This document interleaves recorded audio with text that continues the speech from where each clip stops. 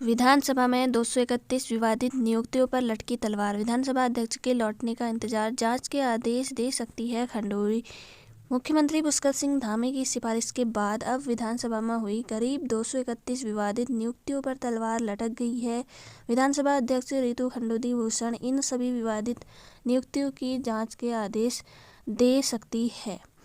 पिछले दरवाजे हुई नियुक्तियों की जांच की मांग कर रहे लोगों को अब विधानसभा अध्यक्ष के दिल्ली से लौटने का इंतजार। इस बीच प्रदेश भाजपा अध्यक्ष महेंद्र भट्ट ने भी कहा कि यदि गड़बड़ी हुई तो दूध का दूध और पानी का पानी होना चाहिए।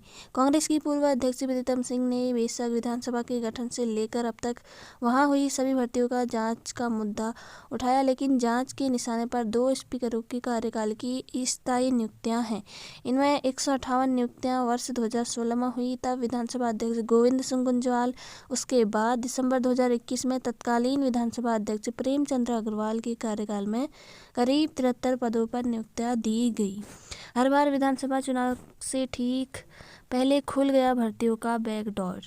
विधानसभा में बैकडोर नियुक्तियों से सियासी माहौल गरमाया है।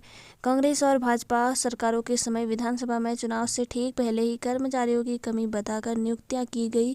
2016 में कांग्रेस सरकार के तत्कालीन विधानसभा अध्यक्ष गोविंद सिंह गुंजवाल और 2021 में भाजपा सरकार के तत्कालीन अध्यक्ष प्रेमचंद अग्रवाल के कार्यकाल में विधानसभा चुनाव से ठीक पहले तदर्थ के आधार पर विभिन्न पदों पर नियुक्तियां की गई। गुंजवाल और अग्रवाल ने आचार संहिता से ठीक पहले दी थी नियुक्तियां। 2016 और 2021 में चुनाव आचार संहिता लगने से पहले हुई भर्तियां। पेपर लीक दागी, आरएमएस कंपनी को भेजा नोटिस, ब्लैक लिस्ट होगी। शिकंजा कंपनी मालिक और 2 कर्मचारी जा चुके हैं जेल। स्नातक स्तरीय परीक्षा और सचिवालय रक्षक भर्ती का पेपर लीक करने के आरोप में लखनऊ की आरएमएस टेक्नो सॉल्यूशन कंपनी को अधीनस्थ सेवा चयन आयोग ने ब्लैक लिस्ट करने का नोटिस जारी किया है। कंपनी से 7 दिन के भीतर जवाब मांगा है। अधीनस्थ सेवा चयन आयोग ने पिछले वर्ष 26 सितंबर को सचिवालय रक्षक और 4 व 5 दिसंबर को स्नातक स्तरीय भर्ती परीक्षा कराई थी। दोनों परीक्षाओं के प्रश्न पत्र लखनऊ की आरएमएस टेक्नो सॉल्यूशन कंपनी ने छापे थे। दोनों ही परीक्षाओं के पेपर लीक करने के आरोप में कंपनी मालिक राजेश चौहान, कर्मचारी जयजीत दास और अभिषेक वर्मा सलाखों के पीछे जा चुके हैं। एसटीएफ ने इस संबंध में प्राथमिक रिपोर्ट आयोग को उपलब्ध कराई थी। इसके आधार पर आयोग के सचिव सुरेंद्र सिंह रावत ने कंपनी के मुख्य कार्यकारी अधिकारी को कंपनी को ब्लैक लिस्ट करने का नोटिस आदेश जारी किया है। पॉलिटेक्निक का जूनियर असिस्टेंट गिरफ्तार, पेपर लीक मामले में एसटीएफ ने राजकीय पॉलिटेक्निक हिंडोला खाल के जूनियर असिस्टेंट राजवीर को गिरफ्तार किया।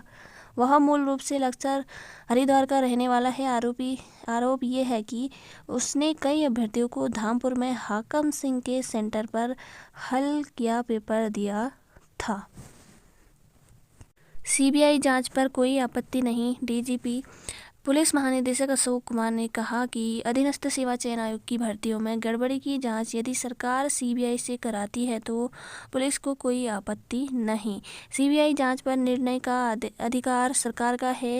उन्होंने आश्वस्त किया है कि जब तक जांच पुलिस के पास है, छोटा हो या बड़ा, कोई बख्शा नहीं जाएगा। मीडिया से बातचीत में डीजीपी ने कहा कि एसटीएफ इस मामले में पूरी तत्परता के साथ काम कर रही है और स्नातक स्तरीय परीक्षा के पेपर लीक मामले में 32 आरोपियों को गिरफ्तार कर चुकी है। हरदा ने राजू के पक्ष में किया ट्वीट, वापस लिया।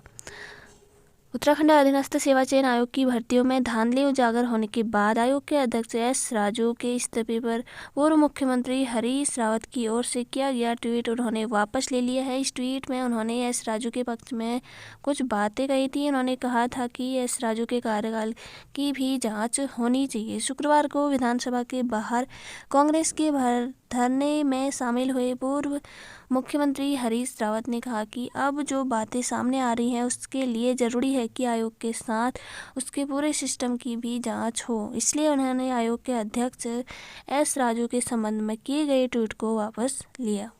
पूर्व शिक्षा मंत्री पर 8 रिश्तेदारों को नौकरी दिलवाने का आरोप। सोशल मीडिया में वायरल हो रही है शिक्षा विभाग में नियुक्तियों की खबर। पूर्व शिक्षा मंत्री अरविंद पांडे पर शिक्षा एवं पंचायती राज विभाग में अपने 8 रिश्तेदारों को नौकरी दिलाने का आरोप है। सोशल मीडिया में इसकी खबर वायरल हो रही है। आरोप है कि पूर्व मंत्री ने अपने कार्यकाल में रिश्तेदारों को यह नौकरी दिलाई।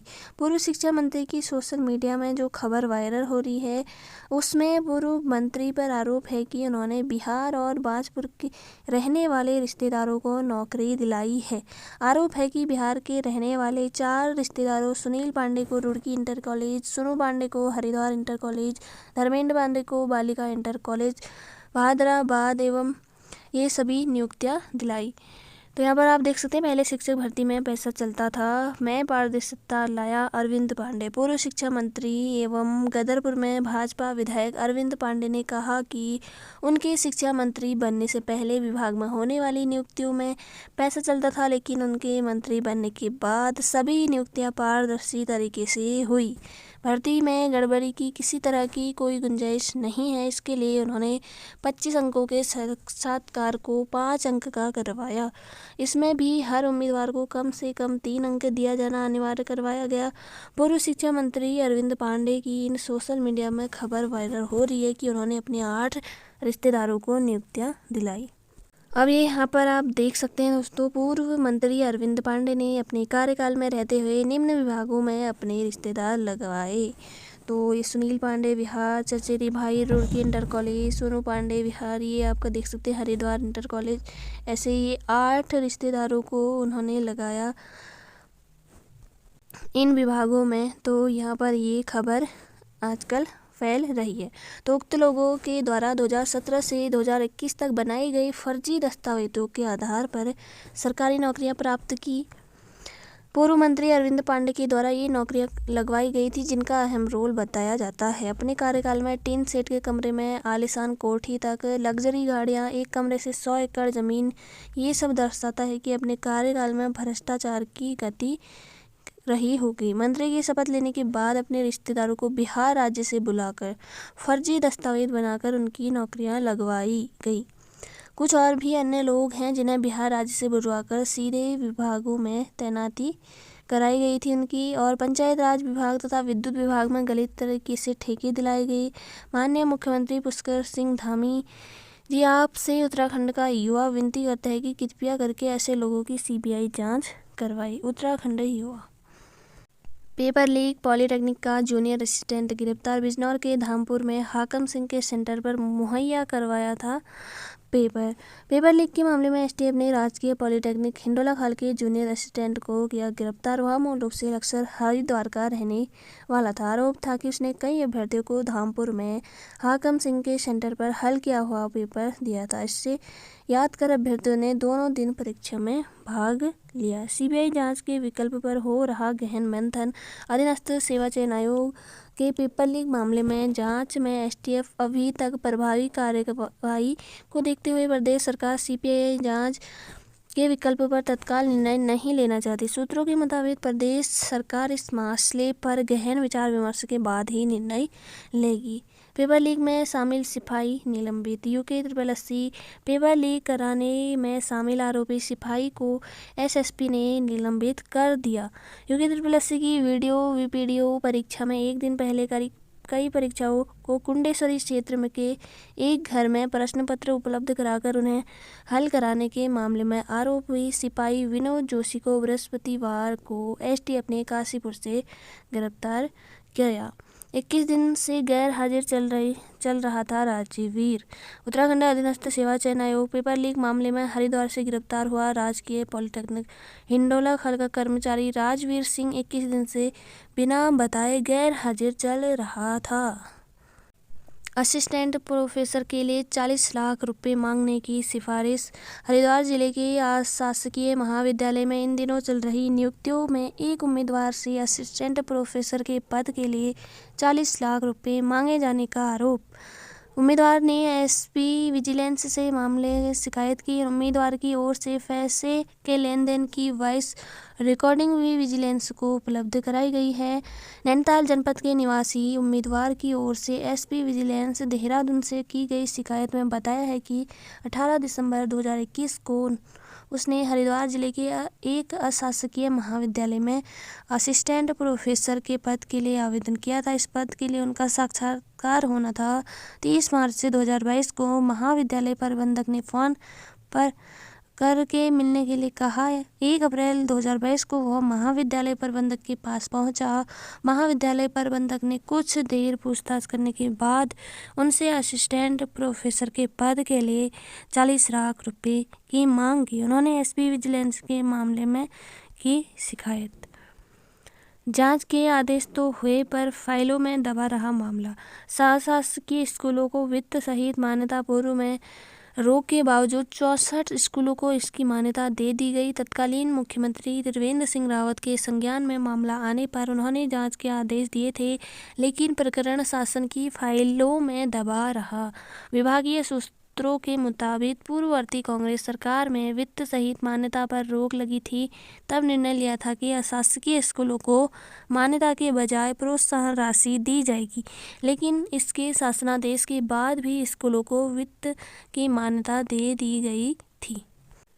कांग्रेस ने विधानसभा के बाद प्रदर्शन कर वित्त मंत्री प्रेमचंद का मांगा इस्तीफा। तमाम परीक्षाओं में गड़बड़ी के साथ 20 में हुई भर्तियों की जांच की मांग।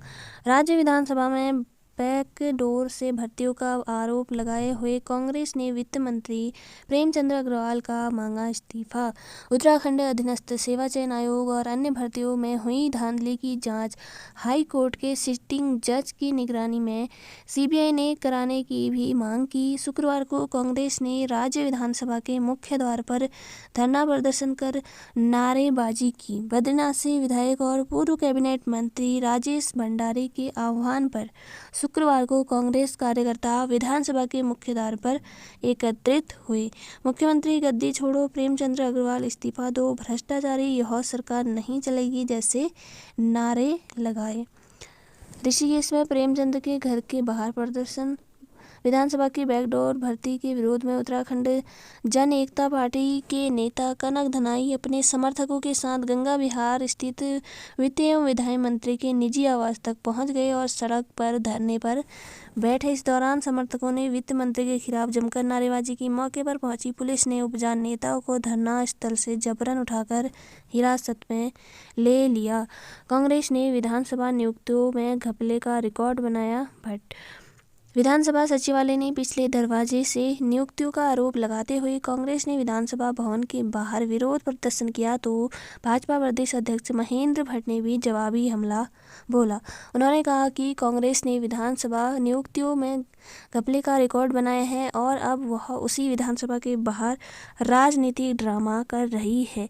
भट्ट ने हरीश रावत भी निशाना साधा। उन्होंने कहा कि नैतिकता की दुहाई देने वाली कांग्रेस की नैतिकता तब कहाँ गई थी जब कई विभागों में घोटाले तथा खुद सीएम के स्टिंग को देश ने देखा। 20 में नियुक्तियों पर हो हल्ला मचाने वाली कांग्रेस को अपने कार्यकाल में हुए घपले को जायज ठहराते भी लोग देख रहे हैं। पूरे सीएम हरदा पर तंज किया गया कि वो कैमरे पर उत्तराखंड को लूटने का लाइसेंस देते रंगे हाथों पकड़े गए। अब दूसरों पर रंगे हाथ पकड़े जाने का झूठा आरोप लगा रहे हैं। भाजपा ने कांग्रेस के विरोध को आडंबर बताते हुए कहा कि कांग्रेस अपने कारनामों को भूलकर उपदेशक बन गई है। भर्ती प्रकरण में सख्त रुख से सीएम ने खींची लंबी लकीर। भर्ती प्रकरण में सख्त रुख से अपनाकर सीएम पुष्कर सिंह धामी ने लंबी लकीर खींच दी है। धामी ने न सिर्फ उत्तराखंड अधीनस्थ सेवा चयन आयोग की पेपर लीक के मामले में एसआईटी गठित की, बल्कि विधानसभा भर्ती को भी एक तरह से गलत ठहराते हुए जांच और निरस्त करने के लिए पत्र लिखा।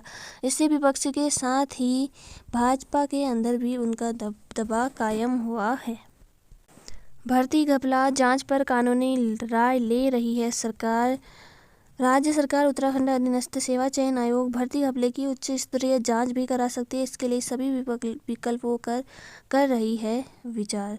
शुक्रवार को पुष्कर सिंह धामी ने हिंदुस्तान से बातचीत में बताया कि वे एसटीएफ की जांच से संतुष्ट हैं। यह जरूरी हुआ तो जांच के लिए भी सभी विकल्प खुले हैं।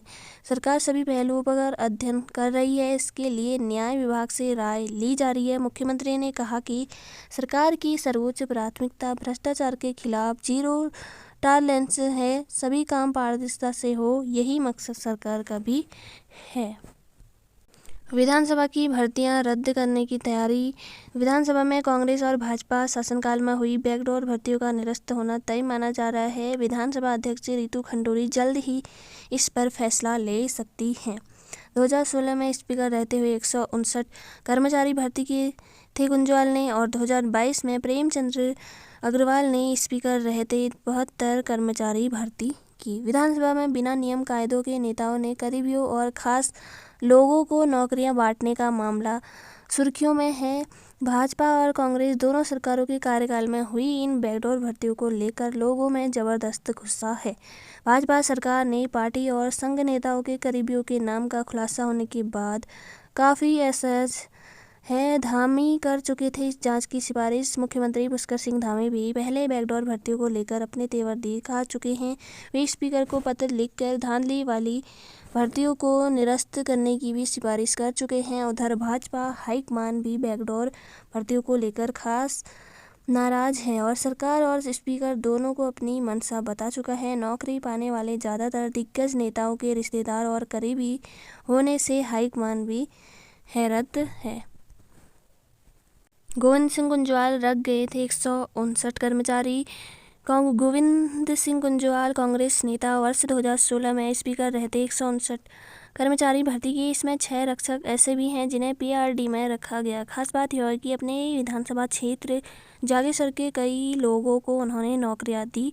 उनके कार्यकाल में रखे गए काफ़ी कर्मचारी अभी तक नियमित नहीं हो पाए हैं, जिसकी वजह से इनकी नौकरियों पर अब संकट खड़ा हो गया है।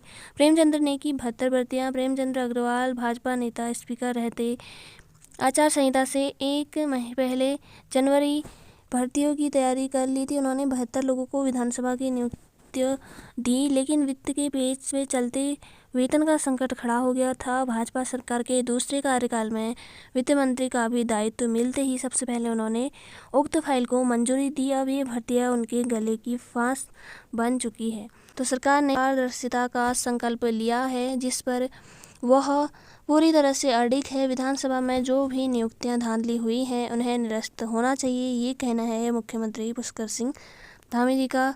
तो दोस्तों, ये थी आज की जानकारी। फिर मिलेंगे नेक्स्ट वीडियो में। जय हिंद, जय भारत।